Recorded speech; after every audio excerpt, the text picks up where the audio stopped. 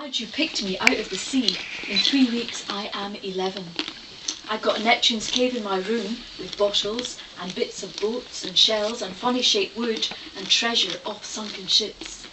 I live beside the sea. If anybody finds this, I want to have a best friend. And I want to be more brave. I want my parents to be happy like they used to be. I hope 11 is good. Maybe we will meet. Whoever finds this, we could be best friends. I have different eyes. One is green and one is brown. But I am fine, and like I said, my name is Magnus Finn. Good luck.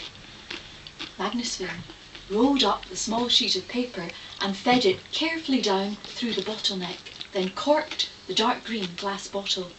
It was 10 o'clock at night, but this far north in Scotland, come midsummer, it hardly ever got dark. He ran down to the shore, then leapt easily over the craggy rocks.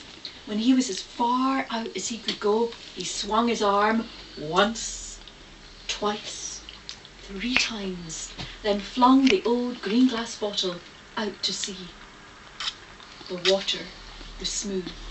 The bottle hit the surface with a plop, vanished for a moment, then floated back up to the surface, where the outgoing tide carried it away.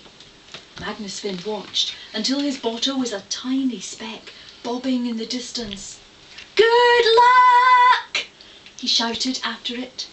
Then he turned and jumped from rock to rock until he was back on the sand. Once more he turned and peered out to sea. His bottle had gone.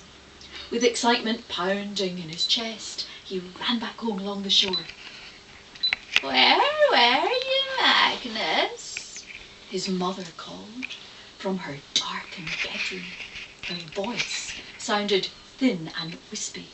Magnus Finn gently closed the front door of their small cottage and stood in the half-light of the living room. "I was just down at the sea," he said, still panting from his run. "It's still light outside." "Aye, and it's late, laddie. What else are they going to say about us? Were you running about like an urchin? Come through here and let me see you for a second." His mother's words sounded dry and anxious, coming from her darkened room. Magnus Finn, biting his nails, breathed deeply, then took his ragged nail out of his mouth and stepped into his parents' bedroom to say good night. "But it's still so light, Mum. The sun's still up," he said, peering through the dim light to where he could just make out the hunched figure of his mother, sitting up in bed. Red rays from the setting sun stole through a slit in the closed curtains and fell upon his mother's ancient-looking face. Though he had looked upon his mother like this for some years now, and often in darkened rooms, it still shocked him to see how withered and lined she had become.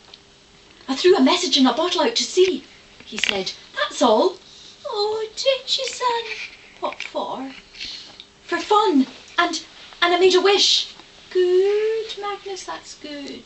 We could do with wishes. Are there any waves to speak of?" his mother asked, her words slow and shaky. "No, the sea is still flat as a pancake," he said, edging backwards. He wanted to be gone from this dark, sad place. He wanted to be in his own room, which he had made into a treasure trove, full of the findings he had combed from the beach. And he didn't want to tell his mother about his wishes. If he told her, they might not come true. Everybody knew that.